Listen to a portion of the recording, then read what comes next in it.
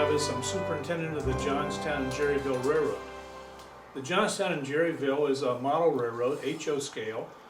The era for the railroad is 1953, and it's located in southwestern Pennsylvania, just east of Pittsburgh.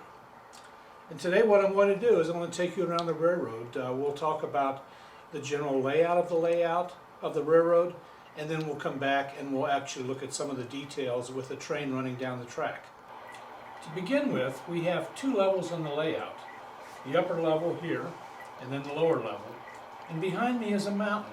And the mountain is used, the track wraps around the mountain, and it brings you between the two levels. We have about 17 inches of territory to take care of. From this position, you can begin to see how the two levels work. Coming around the corner here on the upper level, we have the town of Moscow, which is just a small industrial town, and then it swings around behind me, goes across the bridge, and back into what we call a staging area. That'll be to the upper level of the staging area, which is Buffalo.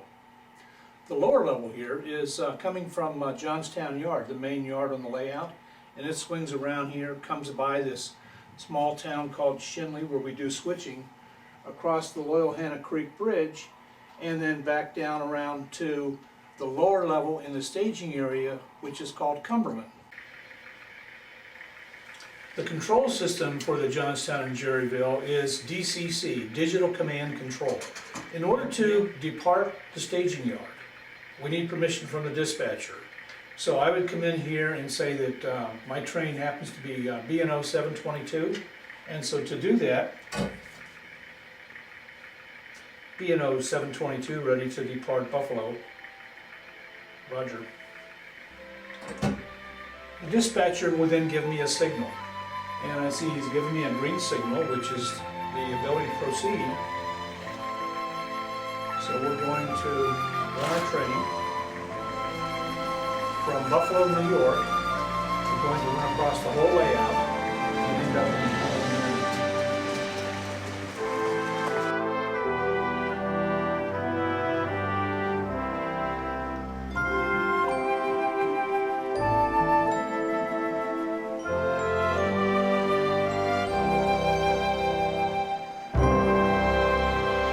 Now at Butler Junction, which is called BJ, and BJ has a nice pair of tunnel portals.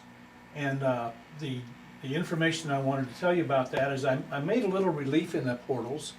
There's 6 portals on the whole layout, and I wanted these to stand out a little bit. They're in the upper level, and you're exiting from Buffalo, New York, and heading east on the railroad. We have 2 tracks up here. The track that the train is sitting on is the track that goes to Buffalo. The left-hand track is the track that goes down the hill and actually comes out in the lower level here in this tunnel, which is called Volker.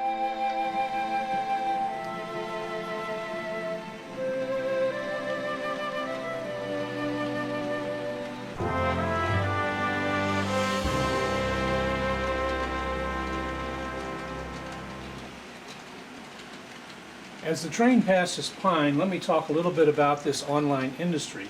It's called Cheney Oil Company, and it, they pump for oil. They're making money as the pump over here works. The nice details about this scene is that it's a very narrow scene in a long area. We have a very nice maintenance building and garage for their equipment. We have lights in here. You have the telegraph lines or the telephone lines in the background. We have the pump station pumping oil, and then it goes to the tanks over here, and then goes through the station here to fill up the tank cars.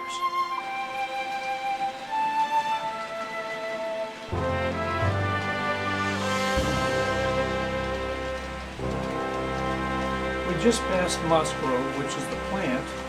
Moss Grove is the other end of the passing siding that runs between Moss Grove and Pine. We have a nice tower, switching tower there at Moss Grove. And the city back here is Gerryville. I call it Gerryville Industrial. And Gerryville Industrial basically has 2 industries. It has the reliable warehouse in the background, And then in the foreground we have Volker Farm Machinery. Volker Farm Machinery is a manufacturer of tractors. The other part of this scene is this car in the foreground here. It's a trolley, and the trolley runs to pick up the workers, drop off workers for this industry, and then it goes through a tunnel over there and over to Gerryville in the city scene.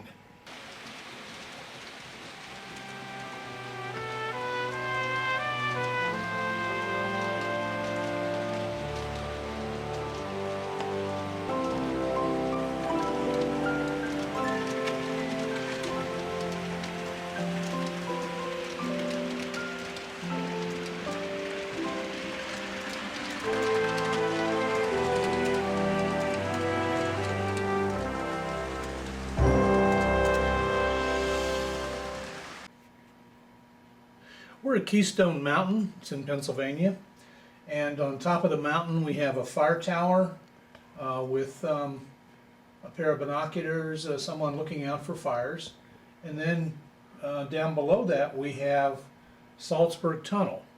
Now Salzburg Tunnel is a little bit unique. It goes back to the days of a lot of steam trains where you had a lot of smoke. Salzburg Tunnel had blowers inside the tunnel to blow the smoke out, and you can see the screens are still there. Off to the left of the tunnel is a maintenance building that's used to maintain the blowers for the motors for the blowers, and then there's a track there for maintenance supplies. The train is now going across Raymond Trestle. Raymond Trestle is one of the first scenes that you see when you enter the layout from the outside. The unique things about it is that, first of all, it's a curved trestle. We had to build it to the specs of the curve that we had, which means it was custom. And also it's on a hill, it's on a slope.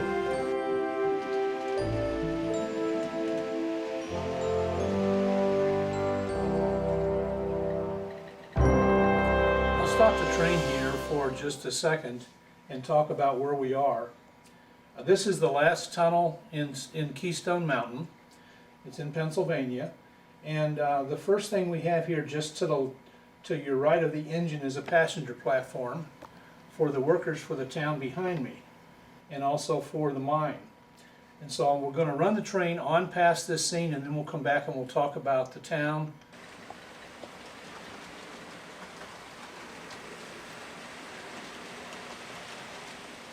After passing the passenger platform, we have another route here, which is a track that takes us into Stenzel Valley. Stenzel Valley is a small industrial town. It's off the main line, so when you're operating Stenzel Valley, when you're doing switching, you're not disturbing any of the mainline traffic. And there's 5 industries in Stenzel Valley, and the main one is Rolling Rock Beer. This Rolling Rock Beer structure is designed after the real structure in Latrobe, Pennsylvania.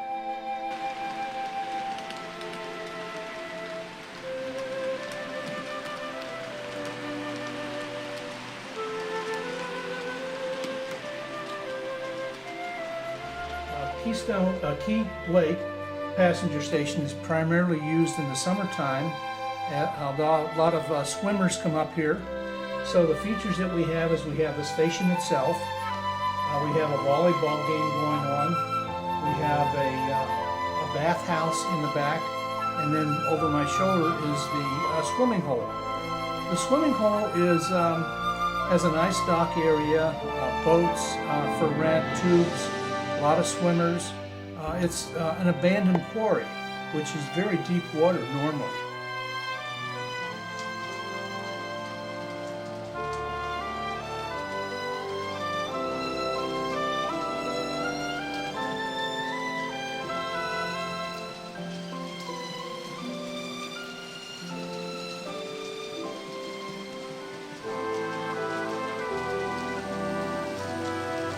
What I wanted to do now was just point out some of the main structures in Johnstown Yard.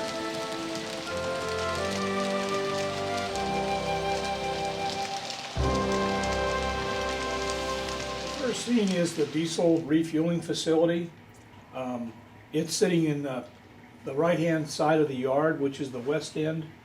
Behind that is a tank car for reloading the fuel tank in the background here. The refueling facility, of course, does diesel, lubrication, and sand. So we have the diesel shed for doing the maintenance of the diesels. And then to the left of that, we have the coaling facility. So the coaling facility, of course, is for the steam locomotives. We can load sand into the locomotive, coal into the tender, and drop the cinders in the from the firebox. To the left of that is our roundhouse and our turntable. Next we have the wheel repair facility where we bring in primarily boxcars that need to have their wheel set changed, and we have the crane and all the repaired wheel sets to do that.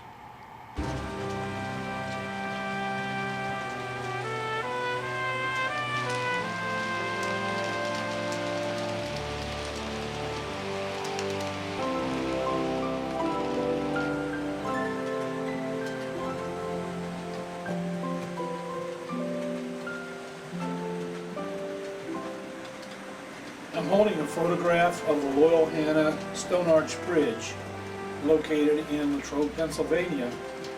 And this, just to the left of that, is my model of that bridge.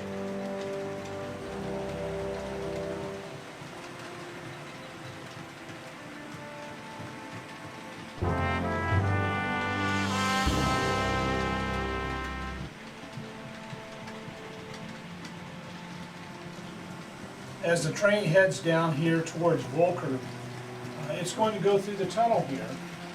And there's a small passenger platform just before the tunnel. Once it goes through the tunnel, it'll head into the staging area.